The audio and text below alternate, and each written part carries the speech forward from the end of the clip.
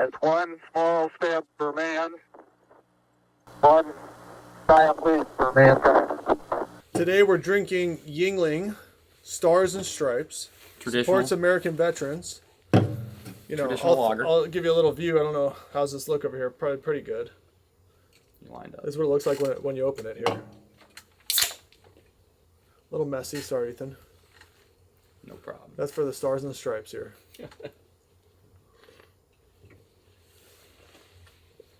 Nothing in the Patagonia you can't clean up. All right. That works too. All right, we're good. So you use these? Yeah. So these were my daily drivers for like the last 2 or 3 years. You can't see it on the white one, but the other ones started this color orange and they faded to white from how much sun abuse they got. So this was the first generation of the Burton EST step-on binding. And it was definitely a big leap forward based on well, step-on in itself is a big leap forward, but the step-on EST was even better. What year do these come out? I think the first set, so this binding basically went unchanged for 4 or 5 years, and every year they came out with a different colorway. The first set that came out, Jake and Donna only gave them to like employees and friends of family, and they had a funny looking boot that had an ankle strap. I'm going to guess that was around 2017. And then in 2018, they made an all-black set with nothing on them. 2019, they made a deep winter set that had some Herb Ritz artwork on it, which matched a fish, Burton 3D fish, but it was a mystery fish, so it was made with like real special materials. They made a set that it was called the Paul's Boutique, and that was a Beastie Boys collab, and they made a snowboard that had like Beastie Boys logos on it, and the bindings matched that. They made this Craig Kelly set in honor of Craig Kelly. They made a So this JBC Cruise set that had the JBC Cruise logo on it. And those were all unchanged, the exact same binding. This is the first step-on for the public market. For the EST, yeah. First step-on EST. So the step-ons like originally came out with reflex, which is where instead of the mounting points being on the outsides, the mounting points were in the center. There was a standard base plate like most snowboards, and the effect of that was that you had a stiff piece underfoot, and it sort of limited some of your lateral flexibility in a board. So when Burton came out with EST, they basically went from a center mount on all their snowboards to an exterior mount, and it just changed the board feel and the ability for them to get rid of hard plastic underfoot and replace it with foam. So like you can see in this, the foam is pretty thick. Like they have angled, what they call gas pedals in the front, and you're looking at almost 3/4 of an inch of foam. Same thing in the back. Like if you look, this is solid, thick foam, and all of that just gave you really good cushioning underfoot. When they first made EST before step-on, you actually could remove these base plates and stand right on the snowboard, and that was one of the original selling points. That came out at the same time as the Burton channel. And this is the newest one. And that's the absolute newest one. So when they first came out with these EST step-ons for the Mine 77 collection, you could only get them in a size medium, and that really limited things where they were heading. When did these come out? Those launched. These came out 5 or 6 years ago. These came out this year. This is the new Genesis step-on. So basically, Burton had been doing R&D on these for years, and now these are available in small, medium, large. You know, they fit the whole gamut of feet. Initially, when the first ones came out, they had such a wide base plate that it limited the range of mobility on a board. So they basically were only physically limited to the ability to make them in size medium. So they redesigned it. They moved the screws in, and they changed a lot. But now you can get them in mediums, large, small. Are these the same price as a regular binding? Like a binding that buckles? Yeah, roughly around the same pricing. They might be like $30 to $50 more in the big picture, but one of the big drawbacks is that you have to pay for a boot that goes along with it. So not every boot would fit in these. Correct. Like standard snowboard boots, you're getting strapped in with a regular ankle strap and a toe strap. So, you know, as long as it's shaped like a boot, you can put it in here. But these rely on these 3 anchor points, one that connects into a cleat in the back of the boot, and then tow hooks. Can these be installed on any board, or do you have to have a special board that these get installed onto? So the EST versions, where the screws are on the outside, they're a lot more limited, and they basically can only work on Burton boards that have the channel. Mm-hmm. But the reflex versions of these bindings, which obviously we're not going to cover, they have that center mount, and that center mount is a more universal mount, so you can mount them on pretty much any snowboard. You don't cover them because you just don't like those ones? They're too stiff, or what? What's the... No, I mean, I started with reflex. I like reflex, but I think that the difference between having foam under your footbed and having the screws on the outside, not only is it a lot more comfortable because you're not standing on plastic, but when you're riding down a hill and you lean forward and backwards, because you're not connected in the center of your foot, there's a lot less lateral give on the board. So as soon as you start leaning forward or backward, it's pulling from the outside. The other ones have more play. Yeah, these are far more grounded, whereas like the reflex... That makes sense. It's anchored in the center, and you kind of have a lot of lateral give. These, because they're anchored on the outside, you know, if you lean over the front of your foot, it's pulling the back. If you lean over the back of your foot, it's pulling the front. So when you bought these were special. Yeah, these are the special ones. These are the special ones. Yeah. And now these are standard products. Yep, and these were only available in a size medium. They came out for like $400. They sold out in 20 minutes, and everybody complained. And this was from 2000 and... Mine 77. I think the first ones came out in 17 or 18. So this was Mine 77, the upper tier of Burton 17. And now, fast forward 7 or 8 years, they finally came out as a standard product. Yeah, and there's been a lot of changes along the way too. So like, you know, it looks like you have some like, you know, rubber gaskets underneath the bolt down sections. Yeah, exactly. So they added bushings like comparable to like something that you would get on a skateboard, or on trucks on a skateboard or something like that. It's like a suspension system almost. There's also been on like bike seat posts and things. A pretty big evolution in these tow hooks. So this right here is the Gen 1 tow hook. If you notice, there's no moving parts. There's a hole. You can actually see through the hole, and the only way that it anchors itself to the boot is with this little sharp piece of plastic on the inside edge that clicks into the metal on a step-on boot. And the Gen 1 step-on hooks, tow hooks is what they call these, were, for the first few years, considered to be the best. They were the most durable. They didn't have any issues with braking or anything like that. But there was a little bit of play in the toe, and because of that, you would get a funny clicking sound. And if you were riding down the hill and it was a really quiet day, there was a lot of times where you would hear little clicks and clacks. And Burton got a ton of negative feedback about that. So they sought out to make a version 2.0 for the tow hooks. So these bindings that came out this year look like the 2.0 hook in the sense that it's a fixed piece of plastic here, but the biggest difference is that if you notice there's a screw hole in here. These are designed so that they can easily be serviced. So the Gen 1s and the Gen 2, there's actually a piece that goes all the way across the bottom of the base plate, and it has to get hammered in linearly into the front of the binding. And to be serviced, you were supposed to send it to a Burton authorized retailer or back to Burton, and they could hammer these out and hammer in the replacements. But you could never even buy that again. No, you couldn't buy them again if you wanted to. I mean, on a secondary market. Yeah, but still, no one. And even then, it's like not a whole lot of them. Yeah, and honestly, in a way now that you can get these for half the price, it's sort of antiquated technology. They're good. They're very stiff. Like compared to these Genesis, these Genesis came out this year. The Genesis has always been a flexible Burton binding. These are much stiffer than that. This is like something that you would like give to someone eventually. Yeah. Yeah, probably. Or, you know, save it because of the history that it represents. Yeah, but other than that, it's like, hey, it's an old snowboard, pretty much. Yeah, but at the time, they were absolutely the cutting edge. Like, it was the perfect union of step-on and EST. I have the ones that bolt in the bottom. Reflex. Yeah. Yep.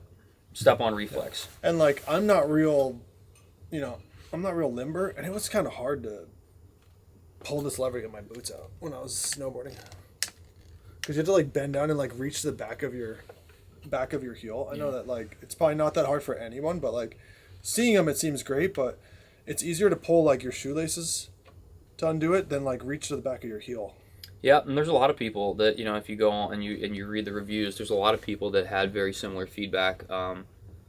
You'd be surprised how many people can snowboard but don't necessarily want to lay over on the ground to get themselves in and out. And a lot of people have actually made modifications where, and I've never done it, but a lot of people have made modifications where they attach, like they drill a hole through this and they attach some sort of a pull cord or a pull string that goes up the side of the binding, and then they only have to reach as far as their knee, and they pull a little eject cord that ultimately disengages. So the way these work is when you're connected, you just need to pull it up and then it stays up until you click out. That seems like probably the a reasonable change, but Yeah, I'd say, like I said, one of the biggest changes was in the size, the shape of the tow hook. So we went on to the second generation, which I don't have here, and now the third generation is very similar to the second. But if you notice, there's the screw hole, and this is so that now an end user can service their own bindings without it being something that has to get sent back to Burton. So if one of these would break, you would just unscrew this, and you can get replacement tow hooks that go in here. has one ever broken on you? I've never had one break, but I never had a Gen 2 binding. I only ever rode Gen 1s, and Gen 1s were considered to be the most durable, but they made noise. And then when they came out with Gen 2, yeah. So again, there's no moving part here. If you look like now, there's a flexible piece that engages the boot, and this was just an A-frame structure, however you want to word that, and you're hooked they under look the corners. pretty worn. But they're definitely worn, and I think a lot of that was a product of how I used them. So to get out, I found that if I disengaged my heel and I rotated my foot medially, it would just pop both toes out at the same time. But the act of doing that would lead to like a little bit of angular wear on the front edges. Yeah, it's of like these sharpened hooks. like a knife almost. Yep. Yeah, and presumably that's a metal structure that's. But you also ride, you're ski patrol, so you ride a lot more than normal rider. Yeah. Specifically, the average rider. Yeah, hours a day. Constantly. Clipping in and clipping out 30, 40 times a day. And to that effect, though, because you're doing it so much, the fluidity of the motion of like the ease of getting in and getting out becomes more and more important because it's really like a time management thing. It's definitely, these are definitely a lot more foam. Yeah. So you can again, feel them even just on the bottom of the bottom of the bindings. They're just like the whole bottom of it's like foam. So again, the first generation had a fixed hard high back. It was really stiff. It wasn't as stiff as like an X base or something like that, Burton binding, but real thick foam, real stiff high back. Gen 1 tow hooks, lots of lateral stability. The next generation, Gen 2, the binding stayed the same. It was just the tow hooks that changed. There weren't any major modifications otherwise. Now the new stuff, totally different composition in the footbed, a little bit of angular give on either side, so that there's a lot of people seem to be interested in having boot play inside of the step-on binding that mimics like a standard arch or high back, a standard heel and toe strap binding that you would have. It gives you kind of flexibility inside. So some of this angle built into the top of the footbed is to give a little bit of range of motion for the boot. So big changes in the foam of the base. And then because this one's a Genesis, it has the Genesis high back, which is a cradle that's basically designed to cradle movement on the heel. That was like the big breakthroughs. That and the fact that they were able to move the channels inward, which made it so they can make small, medium, and large, making them available to the masses. Now the newest of the new, which will be available for everybody in 2026, but it came as a limited release in 2025, will be a Cartel X. Cartel X is basically Burton's highest end binding. They're pretty stiff. They make them in a non-step-on version. They make them in a non-EST version. They make them in an EST version that's not step-on. So this is like the future of the step-on binding, and the Genesis is kind of considered like a soft, cushy binding, whereas this is going to be really stiff. So fundamental differences are just construction, solid high back without the hammock. The new ones have flat adjustment, which I didn't mention, but the Genesis on here, you can just rotate this thing left and right, and it actually gives you the ability to adjust the amount of forward lean on the back of a binding. That's also on the Genesis. On the original ones, it was super hard to do, but there basically was a little threaded screw hole that was right down on the top and the back of the binding here, and you could reach a screwdriver down into that, and that would sort of adjust a forward lean set screw that sits in the back here. Tough to see. It was tough to work with. It certainly wasn't adjustable on the fly. So the new ones, they have the ability to adjust forward lean on the go, and a lot lighter construction. And you can also see that the side rails are pretty different. Okay. So, in reference to these step-on bindings, they are a premium snowboard binding. Like you said, they're like similarly priced, but they're similarly priced to like top-of-the-line shit. Correct. Yeah, you're at the leading edge of technology here, so. Yeah. And not just that, but you also have to buy boots that go along with them. So, the price of the binding is got to be kind of dovetailed into the price of the boot as well. And their value proposition is not anything other than speed and ease of binding in and out.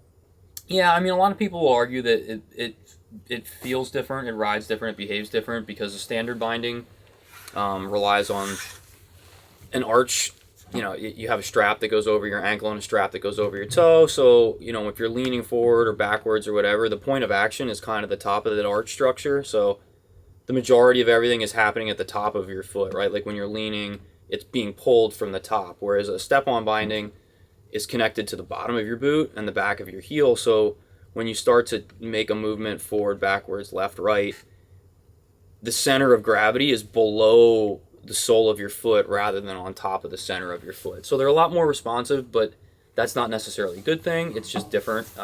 For all mountain riding, it's probably better, but for someone in the terrain park that would want more flexibility, there's like a big argument that strap bindings are better. And the boots, and they're not as customizable as straps. You can click that ratchet one extra time. And the boots are significantly less comfortable.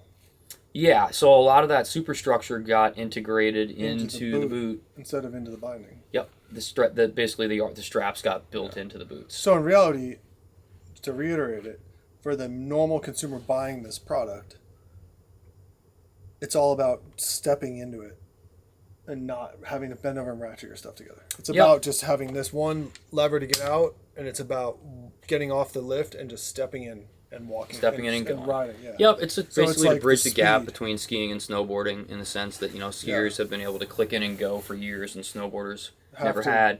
Yeah. And it was kind of visited in the 90s, like K2 made the clicker bindings for a while, and I remember Burton those had were those circle plates on the bottom. Yeah, exactly. And there had was them, like a little plate that engaged under the toe of the boot, and then another little I knew a plate lot of on the people that sides rode of the those back. And they didn't even have a high back, if you remember. It was just a flat binding that had a little lever, and you would pull the lever up from next to your boot. Yeah, I remember that. And it was just like a circle metal plate that you just put on your board, and it would work with the boots. Mm-hmm. And for a long time, Burton had a step-in system or whatever, and they were both, plagued by 90s technology, and they failed. But this seems to be gaining traction. There's It's super convenient. And they ride really similarly. 2 companies now that have done like third-party sub-licensing. Like Union Bindings is making bindings like this now, and so is Nitro. And I would say DC's making boots, so it's...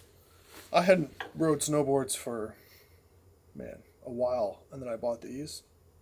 I wouldn't have been able to tell the difference between this and a strap binding. Yeah, I couldn't tell. Yeah, but the convenience was phenomenal.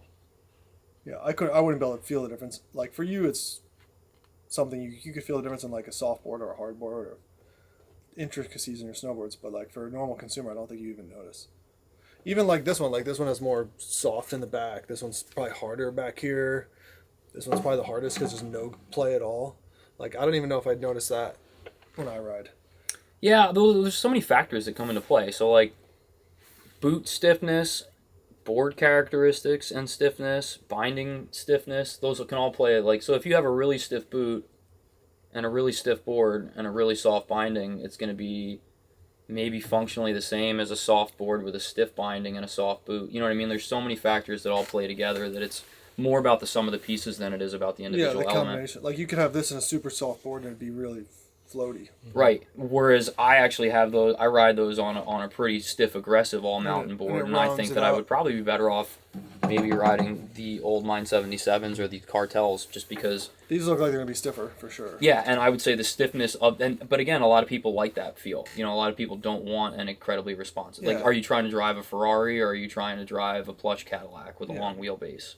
Yeah, a lot of people are like, I'm just going out there to have fun and stay to cruise on my feet, stay on the groomers, and have the least amount of pain at the end of the day. That makes sense. Mm-hmm. The value proposition here, I think it's there. Honestly, I chose it. I think that when you're buying snowboarding equipment, I think that honestly, if it was my opinion, I don't see why you wouldn't buy this. Would a beginner buy these though? Absolutely. Yeah. So believe it or not, it'd be easier probably for you. The first few years that these things were out there, I'd be out on the mountain, and the number of public that I would see with it was so limited that I would always make a comment. I might see one person a day or one person a week that had step-ons and be like, oh, you got step-ons, man, sweet. Mm-hmm. And the other end of that coin was I constantly had people commenting on the fact that I had them. And now, like this year, I bet you 20 to 30% of the snowboards that I see on the mountain are step-on setups.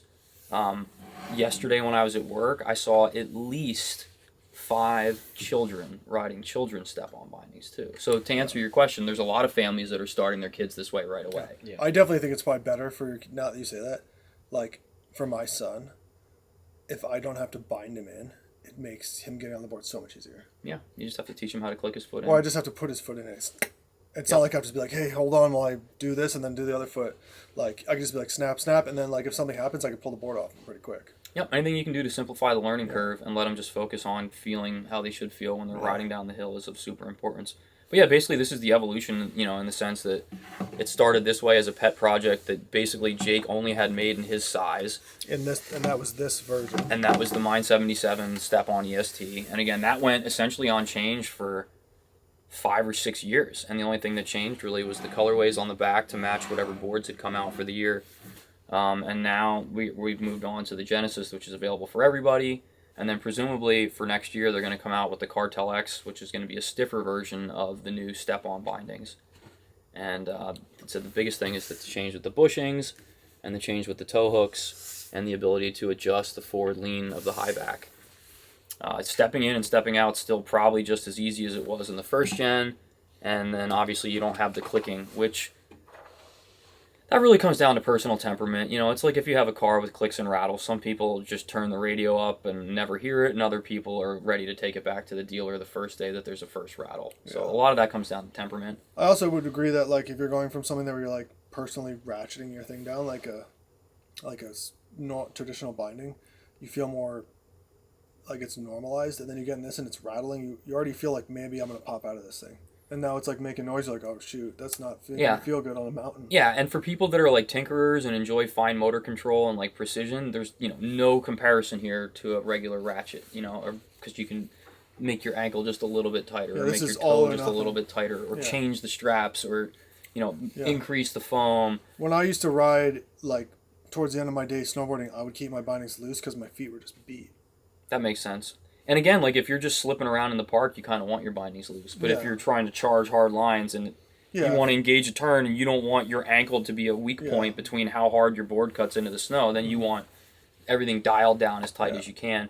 And now with a setup like this, that all kind of has to happen in the boot. Like you either have to make your boots a lot tighter or buy a stiffer boot. Yeah, or buy a softer boot. Right, they make like a gamut of boots now, like from soft all the way up to like which makes sense. Super stiff. Yep. In general, I think that through time, these products have been proven to be trustworthy to the general population, and that's why it took 7 years before people started adopting it. Basically, it took 7 years before 20% of the snowboarders, based on my understanding, started using it.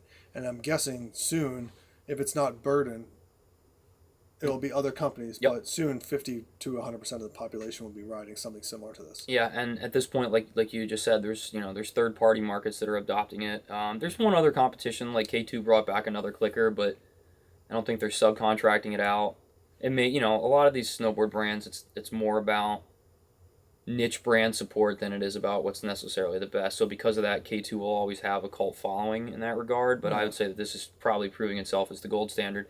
Aside from the toe hook issues on the second gen, where basically initially one of the runs had bad plastic, and some people would go out and like the first day or the first week, this would just snap right off, and they'd get to the top of the mountain and the toe hook would be gone. Wow. And it's like you could ride down with 2 points of contact, but not really comfortably, and that's another diverse change. Like on a regular snowboard, if your toe strap breaks off, you can still ratchet your ankle strap and kind of nurse yourself down the hill. You keep one of these in your pocket when you're riding? Well, now I guess you could. I never thought about that because this is the first generation. Yeah, I feel like you keep these in your jacket. That you could keep extra toe hooks. Yeah, something to consider. I don't know if you would need one, but I feel like you should send a few extras with that. If they screw off, you should include a set of extra toe hooks with all. But that also gives people a set of a feeling of uncertainty. Like, oh, you have to give me extra ones. That means like I have to be prepared for this. Yeah, I should kind of break. Yeah. Yeah, that's like giving you hey, I guess everybody rides with a spare tire in their car. Yeah. Unless it's a car that doesn't come with one, yeah, but in general, then they got run flats or something like that, right? And if these aren't run flats, maybe these are run flats, so that's why you don't need them. Or the equivalent of. Yeah, certainly something to think about. How old are these? I got them in October. They just came out in October. And I've been riding them, this season so far every day. I like them a lot. I feel like these would be the one that I'd probably prefer because it's softer. Yeah. The softer back. Like, I'm not out there trying to cut the hardest line, so like for me a really stiff binding is cool, but for me snowboarding was all about the most comfortable. Try to stay the most comfortable as long as possible. Yeah, honestly, they're super comfortable. They're super flexible, and not in a bad way where they feel so soft that you don't know what you're getting out of them. I would recommend that Genesis step on to everybody. What does this cost? I want to say $350. I could look it up real quick. And this, you don't need to. Those were $399. So not much more. Yeah, or And originally these were $379. Same thing. No, $399. I think. 400. I could be wrong. Maybe they were. Yeah, I think they were just under $400.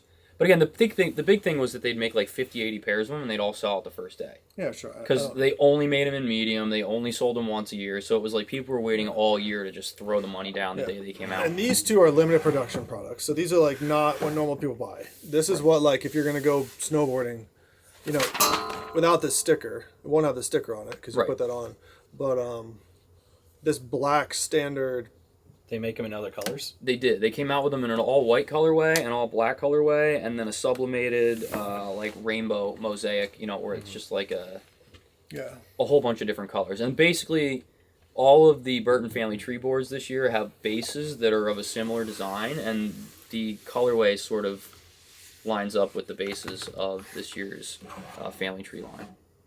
Cool. But next year, presumably this limited release Cartel X will be available as a standard release Cartel X in Burton. It came out in all sizes this year, so it's safe to assume it'll come out in all sizes next year too. You haven't ridden this yet. I have not ridden that yet. Honestly, I bought it to ride it, but I got the board that goes with it, and I just can't see putting them on a different board knowing that they're the only bindings that'll match that board that I bought, which is totally a personal problem. But if I had bought two sets, I would have shelved those already, and I definitely would have moved on to these because these are going to ride more like these, but with a bushing. Correct. And yeah, and that being said, so I've rode these for about a month or a month and a half. Last week we got a bunch of snow, and I took one of my powder boards out, and my powder board has a set of these on it. It's the JBC Cruise with the same bindings with a different colorway on the back. And after riding that one for a month or a month and a half, I can definitively say that these are much stiffer. I don't know that I prefer them, but they're definitely a much stiffer step-on binding than the Genesis. I feel like this is probably, even if these came out, I probably would still buy this. Personal preference. Yep. I feel like this is more general population. Yeah, the Genesis is honestly like considered like the luxury, always been like the high-end luxury binding. Like I haven't seen this until you just brought it here today, but this makes me want to buy it. The fact that it has these bushings, and the screws on the outside, it seems like it makes sense. Yep. You know, it seems like it's a more comfortable binding to ride. Now, on some of the bigger board or some of the bigger feet and on the longer boards, because the screws are on the outside, it technically limits the a little bit of lateral movement. So, like, let's say the channel is a foot long. Oh, sure. You take out like a few. Like you're losing maybe a 1 inch of how far back or front your binding can go. And so it with depends on your these, shoulders. And you know, if you compare the overall functional width, like this binding is 7 or 8 inches across versus when you look at this one, it's only maybe 5.5 inches across, and the whole point of narrowing it was that you could reclaim some of that lateral mobility on the length of the board. That was one of the big complaints initially. People were like, "Oh man, I can't get my regular standing position on it because it has this extra." I can't go as far forward or as far back. Not just people that are forward at the and back. extremes of a board. It's probably more like a big person riding a small board. And some people ride a downhill stance. So another thing was it didn't just limit how much forward and back you could do, but as you add rotation, it actually gets even wider. Yeah. So like if you want to ride like a plus 15 or whatever on your one foot or a minus 20 on your other foot, as you rotate it, it actually makes the footprint wider. Yeah. So people that rode really wide or really strong angles complained that their range of mobility was limited. Yeah, and the they had to reality stick is to that. like I'm a pretty tall person. I ride a pretty long board, but if I pick I'm normally riding like a 160s board, but if I pick like a 150s board because I want something small and I still want to keep my regular stance, it's gonna compound the issue. Right. That's where I'm gonna be like maxing it out because like, oh man, my shoulders are like at the edge of the normal board. Right, and depending on the board, a lot of times I'm gonna go point toe forward. you're gonna run into what they call waist width issues, which is the overall effective. Right, and you'll end up with toe or heel drag. Yeah, I've done that my whole life. Which is common for anybody with big feet, Yeah. or big people in general tend to have big feet. But they basically say anything over a size 10 that you should be riding a wide board. Yeah, I don't know if mine are wide, but I think they might be. But I think in general these are great. It's really an innovation in snowboarding technology. Yeah. And I'm glad it came from Burton because Burton's, a amazing American brand. Yeah, and they've been an innovator for a long time in the Yeah. industry. And one thing that did stay the same throughout all the years with these bindings is as much as the form and the materials and the stiffness and the colorways have changed, the one thing that has yet to change is the boots. And I don't mean that they haven't come out with new boots, but what I mean is that you could have a first generation set of step-on boots and they fit any of these bindings. Yeah. Like they're still designed that, you know, no matter how much has changed with the binding, the boots are still universally compatible. The up to one this thing point. that's also nice is like usually when you like store your snowboards, like your bindings don't sit flat like this. You're right. I Like never thought not about that. flat, but you'll have to lock them up over it, and then you're always worried like, oh man, if I somehow have my board, I must crack my strapping stuff. Yep. Like, my ratchets are gonna get destroyed. For travel now, like it's Yeah. much easier to not have to take your bindings They're off much and more just durable. throw it in the snowboard The bag. chance of you having a problem with these, like throwing these around, like I take my snowboard and I just toss it in the back of my truck, like the old ones, like these would be pretty hard to mess up. Yep, and that being said too, they're a lot easier to customize. Like I'm not a person that does that, but a lot of people, they'll be out on the hill and they'll be tweaking their settings a little bit, 5 degrees this way or a little bit forward or a little bit back, trying to dial in or find what they're looking for. And it's like once you know what you want, you don't really need to do that. But the point is, you could do it without ever taking your foot out of the binding with this. You could literally stay strapped in, loosen these screws, slide your foot around and retighten them. Whereas with a reflex binding, you have to take everything apart, mess around with it, move it, click it down, and so they're infinitely more customizable in real time than a regular binding too. When I had strap bindings, I know for a fact, like if you took the ratcheting side, you have like the side with the teeth, and you have the side with the ratchet. I know that side with the teeth, like it would end up snapping. Yep, or it would get worn down from the ratchet tight too and it tight would like and slipping. skip, and it would skip where you normally. Yep, and not just that, but you had to worry about the centering of the toe strap. Like if you really wanted them tight, you would have to shorten the outside. It'd have that like toe grabber thing. You know what I'm talking about? Mm-hmm. Like it's like a chin guard for your toes, and it would like, you have to make sure that right, or else it'd be super uncomfortable, or like you'd be riding and all of a sudden you feel loose and you have to go down there and grab it again. Yeah, now that problem has matriculated into the boots themselves. Like, because the boots, the way that they attach, you with the boas, for whatever reason, boa tends to slip. And, like, you'll get it good and tight, and then you'll ride down the mountain, and then you get to the lift, and you're like, click, click, click, click, click, click, click, click, click. Somehow it slid loose. You don't know how. You didn't hear it happen. Well, there's a lot on of the tension hill. on it, probably. All the force is going on the boa instead of the binding now. Right. But, in general, these seem spectacular. Yeah, I'm glad. I'm glad that I made the switch. And again, for someone that rides all the time, if it saves you 30 seconds, forget about the sitting part. Like, because some people may still want to sit down to get used to getting their foot in. It is sort of like a handshake that you have to learn. But say it saves you 30 seconds every time you get off the lift. If you go skiing for a day and you ride the lift 20 times, you saved yourself 10 minutes of sitting on your ass. Yeah. I used to bind in at the top of the lift, on the lift, get off the lift, bound in, and ride straight into the trail. Totally illegal. And now, totally illegal. Totally illegal. Yeah, I used It's to just do because that. people could, in theory, fall off the lift, and I'd you're be supposed to riding have into your... them. Yeah. Yeah. I used to do it Yeah, too, well, but totally, I'm just saying. totally illegal, but like Right. all the skiers are doing it, so that's Correct. like not fair. So now Correct. with these, you don't bind in, you just step right into it, and you can just get off the lift in the binding, and just wait, and then just twiggle your foot and Yep. then bind in. And that being said, if it's clear of snow, you also could clip your foot in while you're riding the lift just to take all the weight off your forward Yeah, and foot's then knee, unclip and then before- unclip right before you get off. because that was a big thing, like the stress on your ankles from the boards hanging. Yeah, because you have all that weight and it sags down and and the it pulls your rocking- arch in the and it rocking pulls of the on the lift. medial Yeah. parts of your knee. And like the lift stops, and it's like, oh man, my leg. Mm-hmm. You used to like throw your board up and hold it, Yep, or rest it on your other Other foot, foot, and then you yeah. end up cutting up your boot. depending or on cutting if up someone's your... on the lift with you. Yeah, Yep. I remember those days. And nowadays you don't have to do that. And honestly, when you're strapped in, if your boot's tight, with one of these step-on bindings, you can literally just let your foot hang flat, and there's enough structural stability under your foot that you won't even feel the board want to sag. Like, it fights gravity enough that you can basically hold a perpendicular angle if you want to. It's that good of an interface to the board. Well, it's a great product, and I hope it helps people to watch this, to learn about it, even if they don't snowboard. Yeah, so these It's great content. again, these original Mine 77 Yeah. step-ons were like the best thing since sliced bread, but you couldn't get them in many sizes, and they weren't really that realistic. And like, now they came out with the Genesis, which is available for everybody in every size, and as of next year, you'll be able to get the even stiffer Cartel X, and there may be other ones coming out next year that we don't even know about, but we're at a point now where what used to be boutique technology is available to the masses in about 5 years' time. Yeah, I wonder what this is gonna look like in 5 years. It's a good question. Maybe they'll go unchanged. If it ain't broke, don't fix it.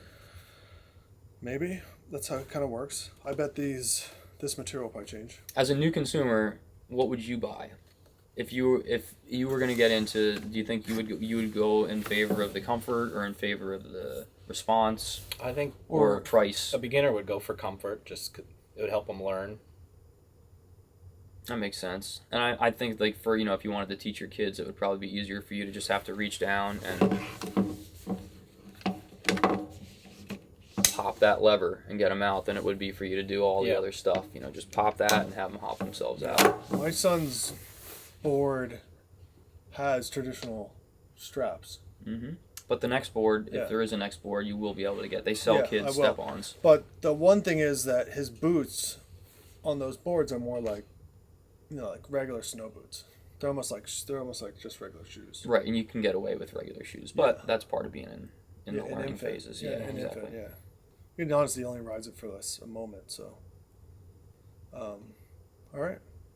So that's the past. Yeah. Cool. That's the present. That's the future. That's the future. For now. Yeah. Thanks, guys. Thanks for watching. Thanks for watching.